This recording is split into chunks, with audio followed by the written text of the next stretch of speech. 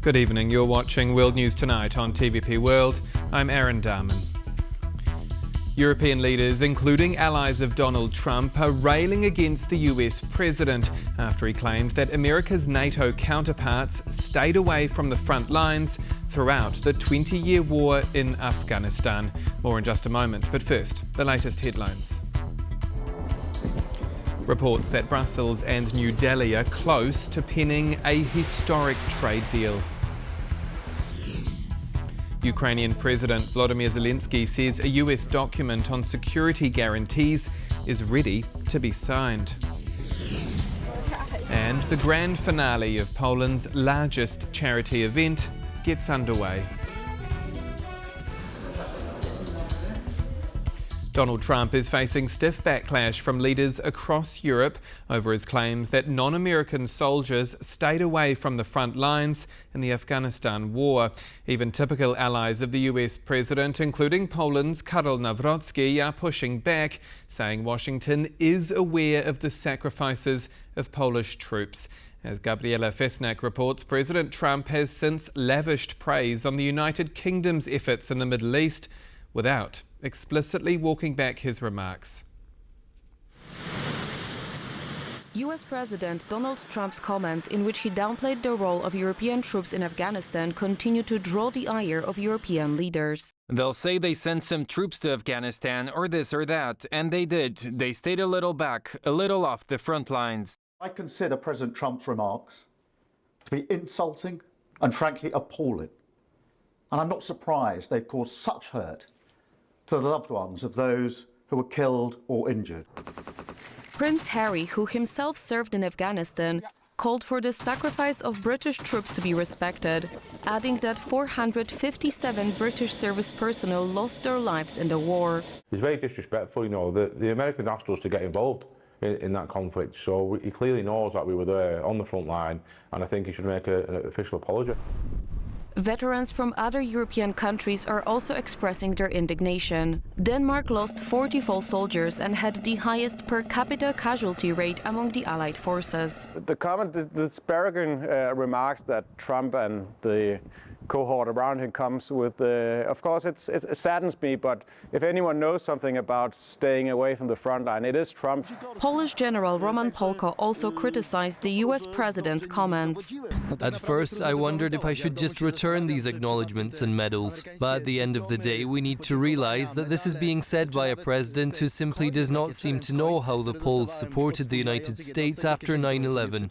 Polish President Karol Nawrocki praised the Polish armed forces, stressing that Washington is well aware of the sacrifices made by Polish troops.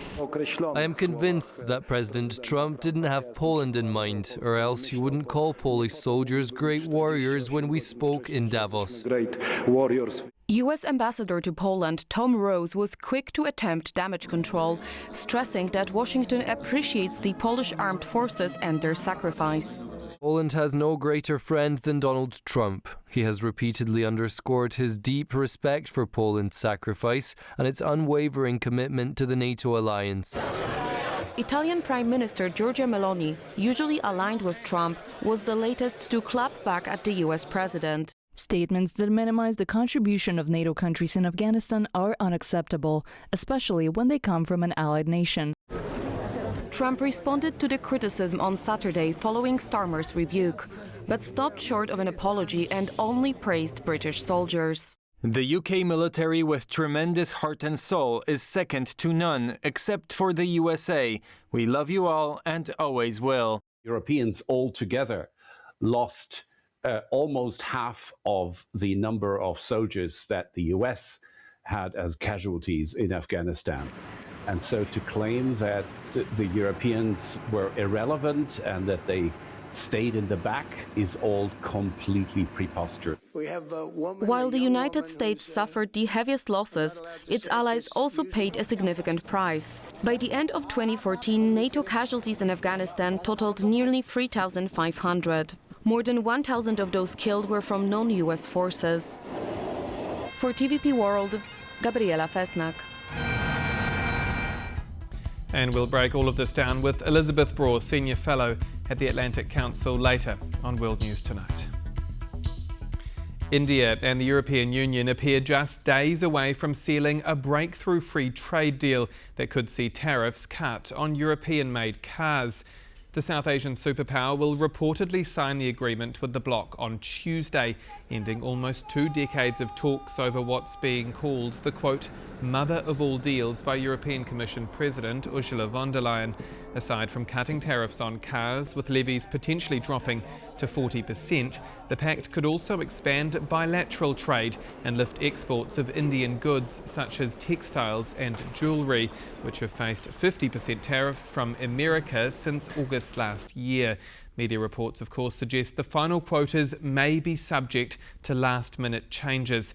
India and the EU make up 25% of the global population, with bilateral trade doubling over the past decade and now worth roughly 186 billion euros. A war of words has erupted between Hungary and Ukraine over Viktor Orbán's insistence that he does not see Budapest approving Kyiv's EU accession in the next 100 years. The political showdown comes just months out from Hungary's parliamentary election, and with Orbán's Fidesz party trailing in the polls, Kyiv has been thrown in to the domestic debate. Sonia Agata-Bischan reports. Ahead of Hungary's 2026 parliamentary elections, the country's foreign minister accused Kyiv of election interference. Péter Szijjártó's accusation builds on the rhetoric furthered by Hungarian Prime Minister Viktor Orbán, who said that in the next 100 years he does not foresee a parliament in Hungary that would vote for Ukraine's accession to the European Union. As it is obvious in Hungary that we do not want the Ukrainians to enter the EU, we oppose their membership. While Hungarian opposition parties like TISA and the Democratic Coalition want to let them in, we must accept that the Ukrainians will be active participants in the Hungarian campaign, because they have a vested interest in the change of government in Hungary. Orbán also said that Ukraine should remain a buffer zone between Russia and NATO, rather than joining the alliance. Budapest's comments on Kyiv's EU membership provoked a reaction from the Ukrainian foreign minister. Ukraine's accession to the EU would bring peace closer and guarantee security and prosperity for all of Europe and for the entire Hungarian nation. But this is not what Putin wants. He wants the war to continue. By blocking Ukraine's EU membership, Orbán is fulfilling Putin's wishes. The Hungarian FM hopped on the opportunity to call Ukraine the opposition party TISA's foreign agent in the elections. I don't have real information, but I am 100% convinced that there is no cooperation between any kind of Ukrainian authority and the TISA party in Hungary. I am absolutely convinced that it is because of the polls and because of the situation of Fidesz. January polls show the opposition party TISA, led by Péter Magyar, ahead of Orbán's Fidesz, possibly prompting the ruling party to come up with this explanation for the recent polls. It is much easier to say that the TISA party got this kind of support from abroad, from our, I would say, enemies like Brussels and like Kyiv, than to say that, okay, we made some mistakes in several fields of politics, we have to change. Beyond opposing Ukraine's EU accession, Fidesz has also been a vocal critic of the union itself. This is in contrast to TISA. Anita Orbán, who was announced to be in charge of foreign policy of the TISA party, said that the EU is crucial for Hungary as our future relations with allies. We will clearly and definitively anchor Hungary within the Western alliance system as part of the West, and we will reinforce this. One way will be to rekindle and mend the 1,000-year-old Hungarian-Polish friendship, overcoming all the damage from recent years. We will re-strengthen the Polish friendship, and this will be the foundation of the Visegrad cooperation. Orbán's government granted political asylum to former Polish Deputy Justice Minister Marcin Romanowski and his senior former Justice Minister Zbigniew Ziobro. Both are facing charges in Poland related to embezzling money during their time in the previous conservative Law and Justice government. TISA said that under its rule, Hungary would, quote, not be a safe haven for foreign criminals. For TVP World, I'm Sonia Agata-Bischan. Volodymyr Zelensky says a US document on security guarantees for Ukraine is completely ready, and Kyiv is waiting for a time and place for it to be signed. The Ukrainian president making the remarks as he sat down alongside his Polish and Lithuanian counterparts in Vilnius this afternoon, with the three leaders spelling out the importance of a just peace and deterring Russia's threats. We need bilateral security guarantees from the United States, and the documents have already been drawn up and now are looking forward to the signing and ratification in Congress and the Rada. That's what we agreed to. The second important guarantees are European guarantees, and here I mean membership in the European Union as a very important factor. We would like Ukraine to join the European Union in 2027, when Ukraine will be technically prepared to become a member. It is not the first time that we see Russia not wanting to commit to peace. Any agreement that will be made in the future should ensure the independence of Ukraine, its sovereignty, and territorial integrity.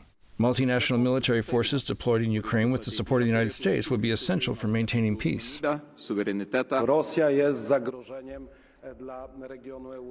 Russia continues to pose a threat to the whole region of Europe. Sometimes there are interruptions, but in essence, Russia's policy does not change.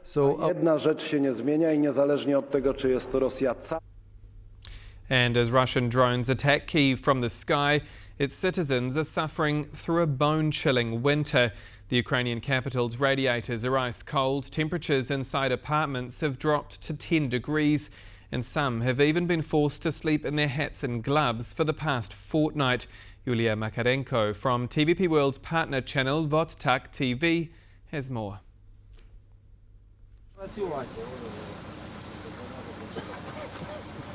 We need to work, because night will be here soon. This is how, in sub-zero temperatures, day and night, almost without a break, the Kyiv Teploenergo repair crew restores heating to residents' homes. While the cutters remove a fragment of a damaged pipe, welder Valery describes the conditions they have to work in. My feet and hands are freezing. When we get moving a bit, it gets a little warmer from the stream, but we work. An air raid alert in Kyiv can be announced at any moment. When that happens, you have to pack up the equipment and go to a shelter. Sometimes there isn't enough time. We didn't make it because by the time you pack up all the tools, it takes a long time. Sometimes we even work during air raid alerts because it needs to be done. You won't leave here until you finish anyway. We have to start the water and heating. This winter, crews are repairing nearly 50 damaged units a day. Another problem is the shortage of master technicians. First of all, we have fewer workers. Some were mobilized, some went as volunteers. The labor market has also narrowed for us because there aren't enough workers, and the workload intensity has increased because of this factor. The constant blackouts also create additional strain affecting the condition of the heating networks. When electricity is restored again, there's the dynamic. The pressure in the pipes rises. Pressure and temperature increase, the pipeline expands, and during cooling it contracts. And this can lead to damage. In one of the capital's districts where heating has been absent for 2 weeks in some homes, people warm themselves up in so-called points of invincibility. You just sit like this, and if you're not sleeping, it's better to put on fingerless gloves. You can put on a hat too. That doesn't hurt. You go outside to warm up. You dress for the outdoors, and it turns out to be warmer outside. It's only 10 degrees in Ilona's apartment. The woman tries to spend as little time at home as possible. Most of her neighbors have left altogether. It's cold, it's difficult, you can't wash anything, and you can't even enter the bathroom. It's basically a non-residential space. I don't know how many degrees it is there. I need to measure it. It's even colder than in the room. To find any of the residents of that particular high-rise, you have to go on foot. The electricity here is almost never turned on. This is only the 7th floor, and I'm already very tired. That's why for people like me and those a bit older, they came up with this small point of invincibility. Sit down and rest. In the stairwell, we meet Oleksandr. He came to visit his elderly mother, who lives on the 15th floor. He makes several such mountain climbs a day. The elevators haven't worked for 4 days, maybe more. Elderly people, like my mum, she'll be 85 this month, she can't even go out because it's the 15th floor, you see. My mother is old. We surround her with bottles of hot water. How else do you survive? We dress in 3 layers. City authorities are asking Kyiv residents to stock up on food, water and medicine, and for those who have the opportunity to move outside the city where there are alternative heating sources. Moving to America now, where pressure is mounting on Donald Trump's administration to fully investigate the killing of a 37-year-old nurse by federal immigration officers in Minneapolis. The officers insist shots were fired in self-defence, but footage from the scene tells a different story, with tensions erupting in the United States, Europe and even Poland. Randy Potts reports.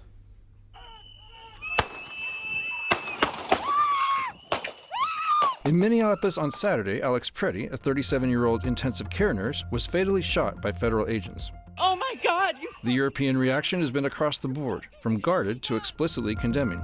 Words like traumatized in Le Monde, fascism in The Guardian, a city under siege in the Financial Times, and Der Spiegel openly calling the attire of Gregory Bovino, U.S. Border Patrol commander and leader of the surge in Minneapolis, a Nazi look.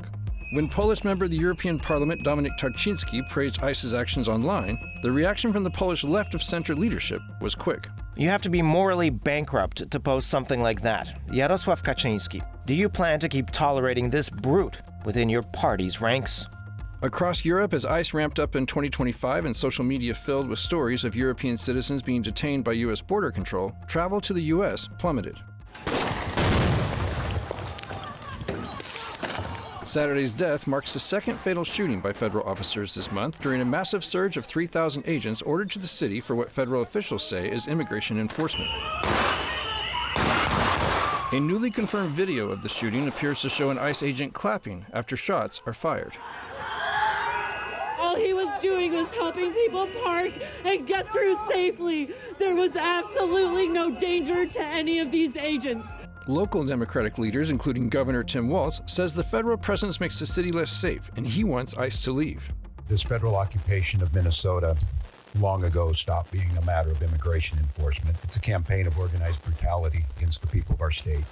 The U.S. Department of Homeland Security enforcement surge in Minneapolis comes as ICE's budget reaches an all-time high of $85 billion US. Compared to military budgets worldwide, the budget for ICE is now almost as large as the budget for the Poland and Ukraine combined. After the shooting in Minneapolis, mourners held a candlelight vigil as night fell.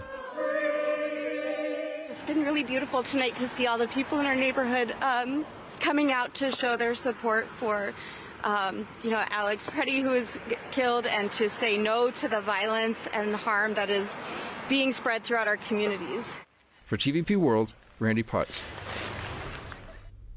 If you're walking through the Polish capital of Warsaw tonight, it's hard to miss locals heading to the season finale of the country's biggest charity fundraiser. From celebrities to businesses and politicians, Poles from all walks of life take part in the Great Orchestra of Christmas charity, raising money for children facing medical hardship.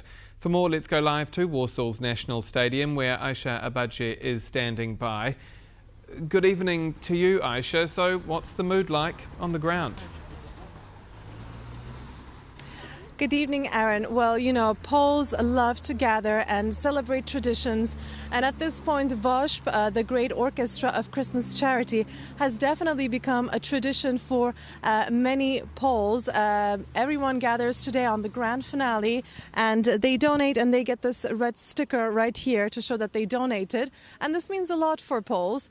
This year they gathered and played. You know, this is what they call the collection of donations. They played for gastrointestinal disease in children, and what they will do with this money, they will buy these equipment for the Polish healthcare system. This is how this charity started. But many people from Poland, actually that are not from Poland, are asking me, is this a festival? Is this a charity organization? What's this red sticker about? So to explain all of this, we've prepared a report for you, so I hope you enjoy it.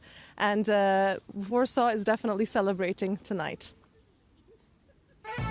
Have you ever wondered what that small red heart sticker with white letters means, and why so many people in Poland wear it with pride? This heart is a sticker you get when you give money, donations to the volunteers, and it's a symbol of this whole charity. It all leads back to this day, the annual Great Orchestra of Christmas Charity fundraiser, known here as the Wosh Grand Finale. I came to Warsaw especially for the final. I'm glad that this joint initiative brings all of us together. Today we are going to count all the money that the volunteers will bring to us. The Wielka Orkiestra Świątecznej Pomocy, WOŚP, was founded by music journalist and radio show host Jerzy Owsiak, commonly called Jurek. We want to purchase equipment that will diagnose, treat and rehabilitate using the latest technology and treatment methods. It all started around Christmas 1993. Owsiak shared on his popular radio show the story of a doctor who needed money for modern medical equipment to operate on children. The studio was flooded with the envelopes he received, and people wouldn't stop sending the money. He decided that he would organize like a one-day fundraiser and call it the grand finale.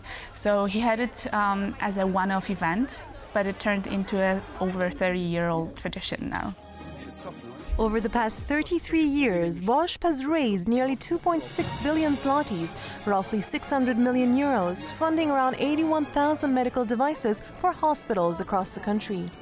The orchestra saved my grandson's life. Little by little, everyone gives what they can, and thanks to this help, my grandson is still alive. Across Poland and far beyond its borders, tens of thousands of volunteers take to the streets with donation boxes. I do it because I think it's an amazing initiative that brings people together by helping. Concerts start in the afternoon, charity auctions with celebrity items go live. Fun fact, this year Iga Świątek, Poland's tennis superstar, is donating her 2025 Wimbledon racket and towel. And if you haven't had the chance to join yet, keep an eye out for next January's grand finale, whether to donate, enjoy the music, or feel Poland's helping heart that brings a splash of color to the otherwise grey winter. For TVP World, I'm Aisha Bacha. And joining me now for an exclusive interview is Elizabeth Braw, Senior Fellow at the Atlantic Council. Good evening to you, ma'am. Good evening. I want to start with Donald Trump on Afghanistan, saying America's NATO allies, quote, stayed a little back, a little off the front lines. That has, of course, since been lambasted by European leaders, including typical Trump allies like Poland's Karol Nawrocki, Italy's Giorgia Meloni. How badly did President Trump read the room on this? Extremely badly. But we have to remember he is somebody who, he's not a man who reads. He often speaks off the cuff. And he doesn't seem to have been that America's closest allies made incredible sacrifices in Afghanistan. And he, again, spoke off the cuff, didn't read up before complaining that they had, in his words, stayed a bit off the front line, and has been an incredible and extraordinary couple of days seeing veterans, politicians, veterans' families, the survivors of soldiers who lost their lives in Afghanistan, all speaking out against the president. What a groundswell of just sadness and anger. And as we saw, he then subsequently had managed to not apologize, but change his words when he came to the UK. Now let's see if he apologizes, or at least changes his wording when it comes to other countries, because it's only the UK that has received that kind of moderated version so far. You're right to say he didn't explicitly apologise, lavish the praise on, but no apology or explicit walking back of those comments. I'm curious at the broader picture here too, because we know President Trump has been pushing for Greenland. Europe said no chance this week at Davos. He ruled out military action there. Now he's being accused, of course, of kind of erasing fallen soldiers, and his own supporters or proxies in Europe are unimpressed with that. Is Europe in some ways learning that standing up firm to the president is better than trying to charm or trying to coddle him? It has been a very instructive few days, beginning with the European reaction to Donald Trump's speech in Davos and the couple of days leading up to that, or a couple of weeks leading up to that, when he had been very belligerent almost regarding Greenland, repeating that America needs it. And then European allies, a number of countries standing up for Denmark and Greenland by voicing public support and in some cases sending troops there. By the way, those troops went for an exercise and protecting Greenland is what President Trump has called for, but he understood it to be offensive to the United States and then threatened tariffs against these countries. But what was so instructive and illuminating to see was that the EU then came together and collectively said, we are going to push back against this threat. And if you impose tariffs, higher tariffs on these countries, we will very strongly consider implementing our trade bazooka. And that clearly convinced him to walk back. And similarly, the outrage that European veterans and also Canadian veterans, but especially European veterans and American veterans have voiced since his callous comments about European or America's allies in the Afghanistan war. He then again slightly walked that back, but I think many veterans and their families and leaders in allied countries are waiting, expecting a proper apology and not just a little bit of a walking back when it comes to the UK's contribution. It's really interesting, right? Because we're seeing leaders hit back. As we go to where we're also hearing India has agreed with the EU to massively slash tariffs on cars. Even Canada is making deals with China. Is Europe, and I guess the West excluding the United States, starting to feel more comfortable or telling or showing Donald Trump that he's maybe not the only game in town? It has been a tumultuous few months, as we all know, and at the beginning of the year, European leaders and Canada did their best to charm Trump, to show that they were willing to work with him.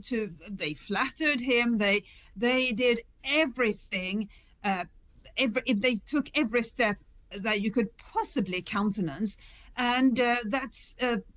I mean, I don't think we should criticize them for it, because you have to try. Hope dies last. You have to try positive engagement to see if it works, and they did that despite him being very critical of European countries and Canada. Now we have seen that despite those efforts, he has continued to escalate, sometimes in a very erratic manner. And yes, in the past couple of weeks, they seem to have decided that if they form a united front amongst themselves, the EU and sometimes the EU together with Canada, they can actually, if not convince him, then at least show him that what he's planning to do is going to backfire against America. And frankly, these policies that we have seen, the announcement we have seen in the past year, will hurt America in the long run. We have already seen Canada try to increase trade with China. That didn't need to happen. Canada would much rather trade with the United States, but if it's going to be treated badly, it will have to look elsewhere, which is exactly what we're seeing. And also, as you mentioned, the EU's trade talks with India, the trade agreement with Mercosur, which now we're just waiting for the European Parliament to approve it. All of this is happening, and it will not benefit America in the long run. These countries would have preferred to have much more extensive, much closer relations with America like they used to, but now they've found alternatives. Very briefly, because we're running out of time, Ms. Brawl, but you mentioned Canada, I mentioned that mooted trade deal between India and the EU. Does the global south, yes, China, but also India, really see this as a road to opportunity because Europe is being forced to diversify? Certainly for India, it is an incredible second chance. India was always the runner-up to China in the post-Cold War globalization era, and then companies and countries started feeling uneasy about China and needed to reduce their exposure to China. India is the beneficiary of that, especially now that the United States has become, let's say, a less certain destination than it used to be. So India is getting a phenomenal second chance. Elizabeth Braw, Senior Fellow at the Atlantic Council. Always a pleasure. Thank you so much for your time. Thank you. And that's all for World News tonight. Do stay with us here on TVP World for more. I'm Aaron Darman. Good night.